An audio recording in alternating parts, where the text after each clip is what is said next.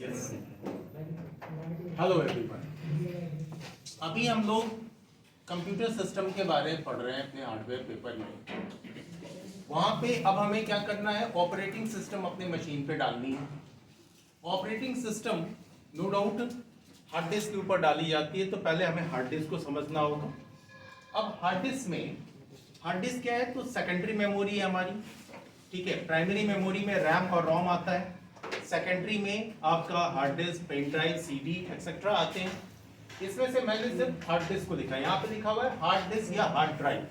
Hard drive समझो आप, क्योंकि डिस्क का केस आते ही फिर अलग तरीके का कॉन्सेप्ट आना लगता है कि सर अब तो दूसरी तरीके की डिस्क आ गई है जिसमें कि डिस्क होता ही नहीं है, यानी प्लेटर नहीं होता है। तो ये मान लो ये आपका हार्ड ड्राइव। अब ये हार्ड ड्राइव तो दो तरीके के हो गए आज के डेट में। एक हो गया डिस्क बेस्ड, जिसमें गोल्ड डिस्क लगी रहती है, जिसे हम प्लेटर कहते हैं। दूसरा हो गया आईसी बेस्ड, जो हमारा आज का जो एसएसडी हार्ड डिस्क है वो।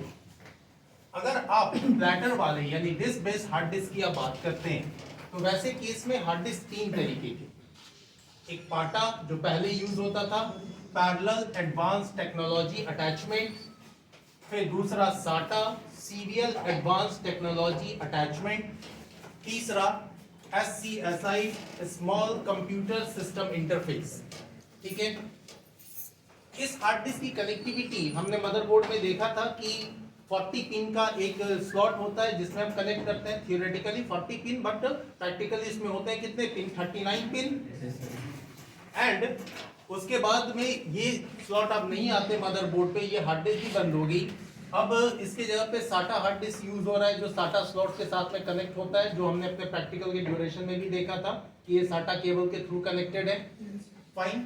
और ये जो SCSI हार्ड डिस्क है, ये मोस्टली सर्वो मशीन के साथ में कनेक्ट होती है, क्योंकि ये हॉट स्वैपेबल हार्ड डिस्क होती है, यानी कि रनिंग मशीन में आप इंसर्ट कर सकते हैं, रिमूव कर सकते हैं। फाइन।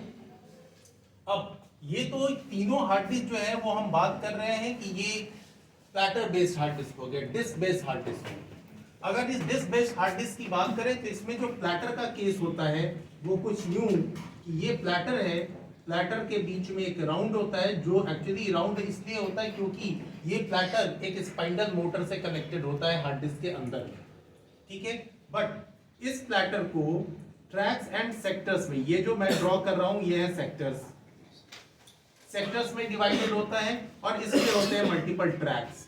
तो इन ट्रैक्स एंड सेक्टर्स के हेल्प से इस हार्ड डिस्क पे डिफरेंट स्टोरेज लोकेशन क्रिएट होते हैं, और इस स्टोरेज लोकेशन में हमारा डेटा स्टोर होता है।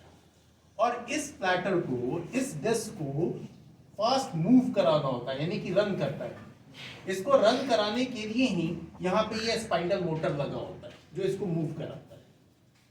अब इस तरह के हार्ड डिस्क के जगह पे अब यूज होने लग गया आपका आईसी बेस्ड हार्ड डिस्क, जिसे हम एसएसडी कहते हैं।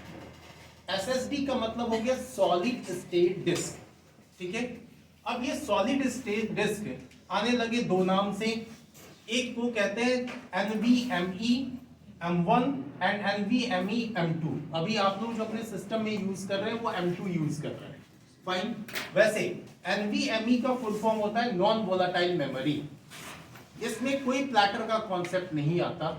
ये आईसी बेस्ड होते हैं, सर्किट बेस्ड होते हैं, जिसमें हम डेटा स्टोर करते हैं। नो डाउट हमारे पीछे के ये तीनों हार्ड डिस्क है, ये फास्ट हार्ड डिस्क है, ठीक है।